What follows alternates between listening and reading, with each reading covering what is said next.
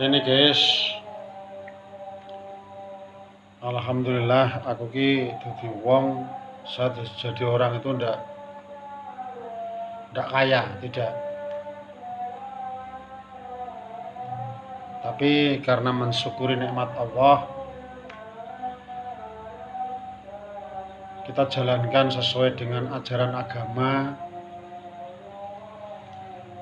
Alhamdulillah seperti inilah saya kedudukannya ya. Dulu itu saya pernah kayak gelandangan, bisa dikatakan kayak gelandangan, soalnya dulu itu saya jadi orang becak.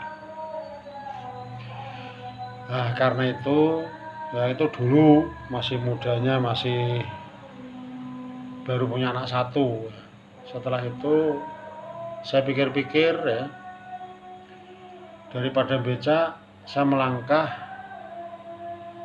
sertifikat saya bawa ke bank di waktu itu. Nah setelah itu saya menjalankan mindringan kampung, usaha mindringan kampung atau usaha mengkreditkan ke kampung-kampung, merupakan barang di waktu itu. Setelah itu karena istilah di desa ya, termasuk di desa ini kadang-kadang pas tidak ada panen padi, itu orang-orangnya pada tidak punya uang, jadi akhirnya kreditan itu bisa macet, sehingga bank itu berputar terus ya, dulu minjem bank. Nah setelah itu lama-lama ini ditarik, tidak pernah dikasih oleh orang-orang itu karena keadaannya keadaan paceklik di waktu itu. Itu saya kalau tidak salah ingat itu tahun 86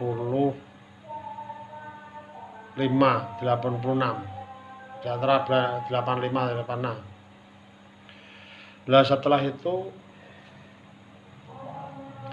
saya memutuskan ya usaha yang lain, terus saya merantau,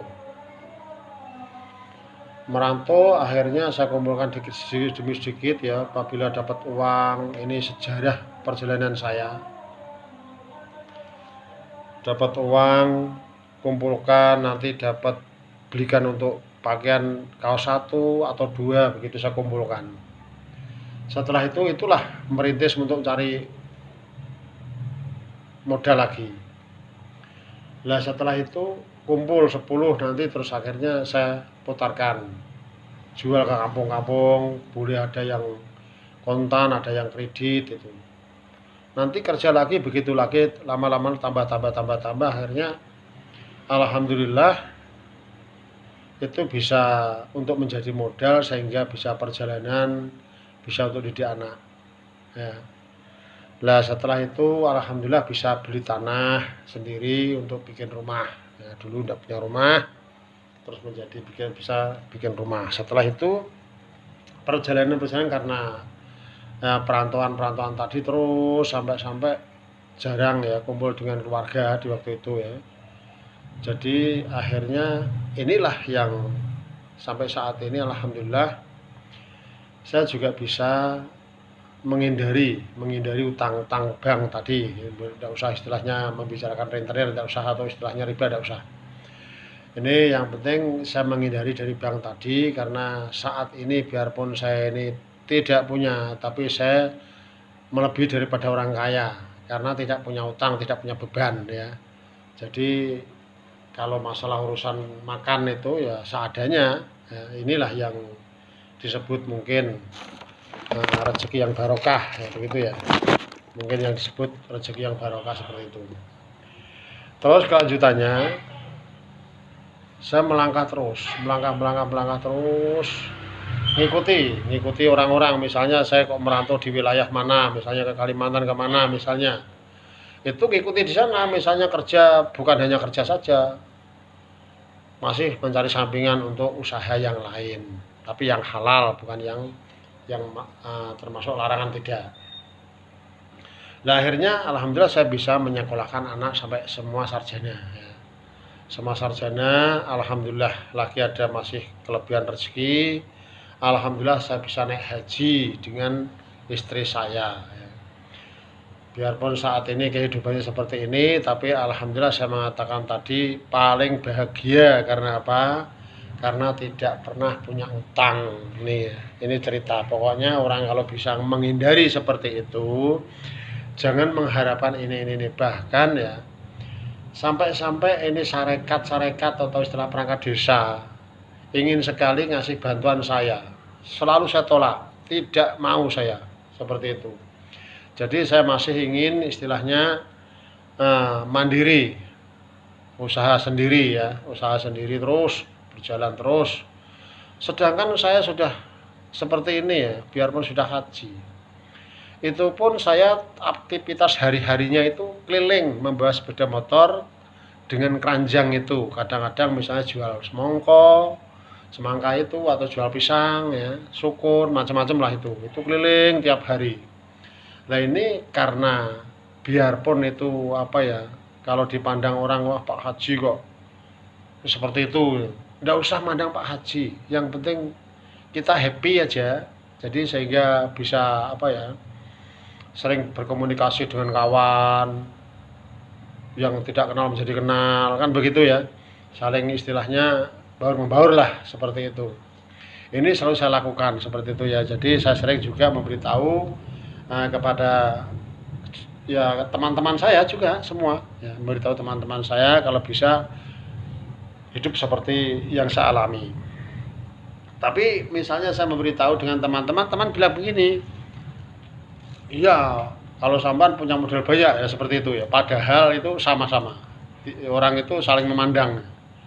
Kalau mandang misalnya saya memandang si A, tentunya juga itu lebih enak daripada saya, tapi setelah ditelusuri orang itu dipandang enak, tapi ternyata belakangnya seperti itu. Maksudnya kadang-kadang masih kesulitan uang untuk bayar utang. Lah disinilah letaknya, tujuannya. Makanya saya mengajak kawan-kawan supaya terhindar dari utang. Contoh misalnya, ini bukan kok istilahnya kalau orang ikuti saya semua nanti bank bisa tidak berjalan, kan begitu kan.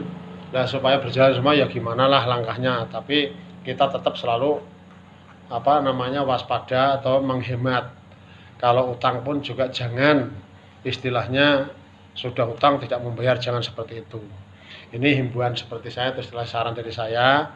Kalau itu dijalankan dengan diniati ikhlas ya, didasari dengan ibadah, semua itu tidak ada yang berat, enak terus pokoknya perjalanan.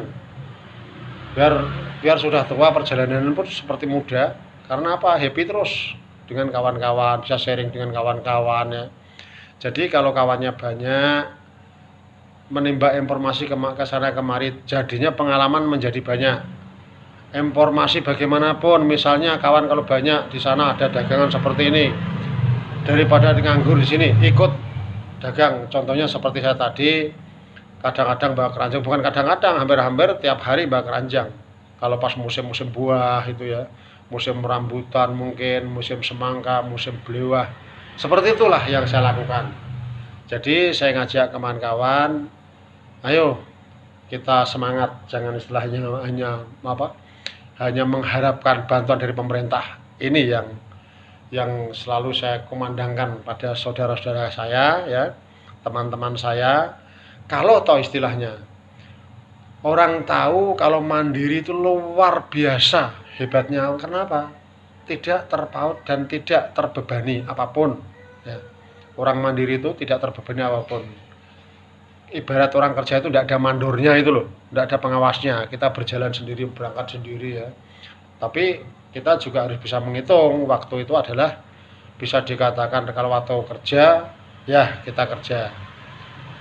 Kalau kita bisa membagi waktu ya, insya Allah kalau bisa membagi waktu dibagi 3.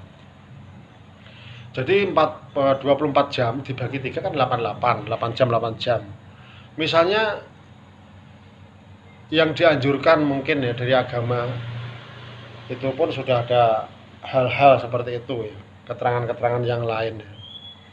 Misalnya dibagi 3 tadi kan 8 jam, yang 8 jam ini untuk ibadah, yang 8 jam ini untuk istirahat, bisa dikatakan tidur atau gimana ya. Terus yang 8 jam untuk bekerja. itu sudah luar biasa. Tenaga tidak terporsir, apapun ada waktu yang semacam itu, mari kita jalankan ya. Mari kita jalankan sesuai dengan koridor agama. Kita melangkah, ayo kita bangun atau wilayah masing-masing. Nah, bangun ini bukan hanya membangun, oh ini ada kerja bakti aja, bukan seperti itu. Bangun seperti perilaku ya, perilaku untuk dicontoh orang itu luar biasa itu. Bangun kita menunjukkan perilaku kita. Mungkin saling menghargai samanya ya. Terus mungkin juga apabila ada rezeki kita berbagi dengan orang-orang yang mungkin di bawah kita kan. Di bawah saya seperti itu. Kalau ini berjalan negara ini tidak pusing. Benar ini, kalau ini berjalan baik itu negara tidak pusing. Saya kadang-kadang itu mikir bingungnya begini. Ini saya utarakan atau setelah saya sampaikan dengan semualah masyarakat yang ada di Indonesia. Kalau saya amati ya semua kan beragama ya. Agama tentunya pun agama Islam, Nasrani, yang lain-lain itu saya rasa itu bebannya sama. Artinya gini, contoh misalnya Islam ini kan ada aturan ya. Contoh misalnya ini ya bisa disebut mungkin saling apa ya, atau istilahnya ada sedikit memasukkan di bidang agama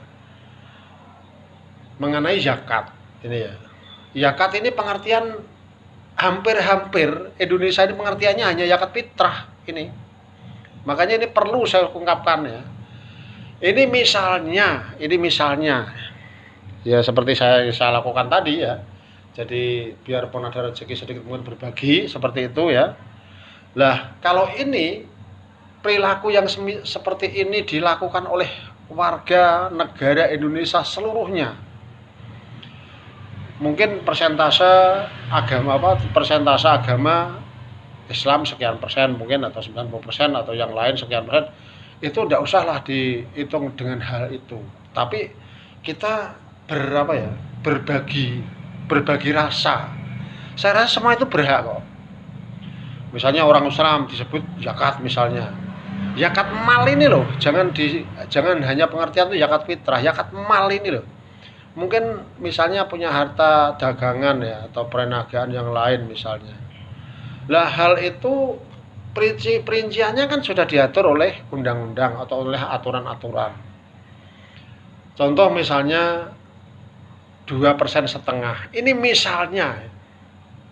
misalnya untuk PNS khusus pegawai negeri lah di wilayah Indonesia ya, seluruh Indonesia.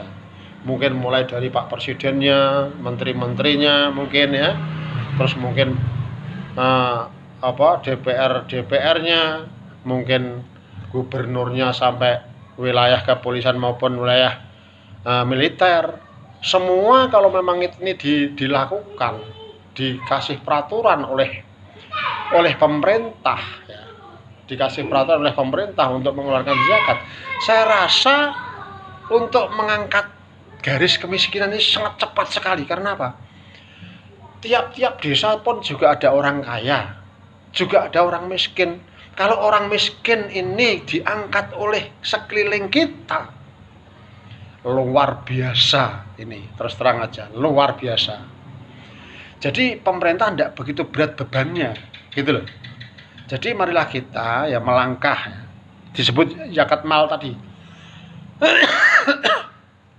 Kalau petani ya hasil tani. Kalau pedagang mungkin hasil dagang. Kalau pengusaha-pengusaha yang besar ya hasil usahanya. Kalau PNS atau pegawai negeri seluruhnya ya gajinya. Hanya 2,5%. Tidak banyak, tidak. Tapi kalau istilahnya yang tadi, yang mungkin ternak, yang mungkin sawah ya, tanaman-tanamannya, itu bisa disebut 10% atau 5% di situ zakatnya ya. per zakat atau per berhasil. Apabila ada tanaman sudah berhasil, contoh satu musim padi, itu aturannya ada sudah di situ ya. Mungkin kalau ingin memperluas masalah itu dilihat saja di fikih, nah di situ. Bapak-bapak seluruh masyarakat Indonesia yang dicintai oleh Allah, yang saya cintai ya. Saya mengimbau dengan bapak-bapak, mengajak dengan bapak-bapak untuk menjadi orang yang tenang, orang yang sukses, biarpun saya tidak sukses, tapi tidak pernah memikir bayar utang, tidur nyenyak, apa enak ya, makan biarpun hanya garam dengan nasi saja, itu pun saya anggap tidak pantangan dan tidak ada kendala. Biarpun orang duitnya banyak tapi utangnya banyak misalnya, terus makan lauknya enak-enak, misalnya daging ini, tapi dengan dalam berpikir atau daya berpikirnya mau jauh untuk menikmati itu, dan hanya yang dipikirkan adalah utang, akhirnya tidak ada rasa gairah. Bahkan banyak sekali masyarakat negara Indonesia yang bisa kena stroke. Karena apa? Karena hal seperti itulah, tidak rileks, tidak bisa rileks karena kebebanan tadi. Marilah kita menjadi manusia atau masyarakat rileks aja ya. Rileks itu artinya santai aja, tapi pasti gitu nah maksudnya, bukan santai terus dia nongkrong, itu bukan seperti itu. Santai tapi pasti kan ya. Pasti artinya pasti gimana? Kita tetap melangkah, usaha melangkah sedikit demi sedikit. Nanti dikumpulkan, ada sedikit dikumpulkan, sebagian nanti kalau kumpul sudah saya katakan tadi, sebagian ada haknya orang lain atau orang miskin. Lah hal seperti ini marilah kita tiru langkah-langkah seperti ini. Memang sengaja saya bikin video ini tujuannya untuk ngajak rekan-rekan semua sebangsa dan setanah air. Marilah kita ini di spot, saya minta supaya hal ini ditenarkan, dijalankan sesuai dengan niat yang tulus ikhlas tadi ya. Saya memberikan metode atau memberikan saran seperti ini mulai dari pusat sampai dari tingkat gubernur, tingkat bupati, tingkat kecamatan, tingkat kelurahan. Ini semua marilah kita, Pak Presiden membuat undang-undang, membuat aturan apa yang saya saya komentarkan tadi mengenai zakat ya, zakat mal, supaya kita melangkah tujuannya untuk memajukan negara, tujuannya untuk mencerdaskan rakyat bangsa Indonesia, tujuannya di situ. Kalau masyarakatnya cerdas karena saling membaur, karena saling menjaga, yang kaya sebagian hartanya diberikan yang orang tidak kaya. Ini saling menjaga, tentunya negara Indonesia akan aman, akan makmur, sejahtera. Pokoknya kalau ini bisa dijalankan sesuai dengan hal-hal yang saya sampaikan tadi, itu tentunya masyarakat Indonesia luar biasa, dan semua tidak mungkin ada teror meneror, tidak mungkin ada hal-hal yang seperti sekarang yang ada di sini ya, yang ada sekarang. Lah ini marilah hal ini kita lakukan dengan apa saat tadi saya mulai sampai saya jadi tukang becak awalnya itu loh. Awalnya jadi tukang becak ingin menjadi orang yang kiranya agak ringan sedikit ya. Terus akhirnya utang minjam bank, terus untuk kredit bangkrut lagi. Hal bangkrut alhamdulillah bisa menyelesaikan, tapi ya di waktu itu ada sebagian yang dijual. Jadi hal itu terus akhirnya kita berusaha terus, tidak pantang menyerah ibaratnya ya. Akhirnya semua tadi bisa mengembalikan semua, bahkan bisa bikin rumah, beli tanah, bisa hal-hal semacam ini malah kita tiru, kita pelajari bersama sehingga bisa berbagi rasa seperti tadi saya ungkapkan ya.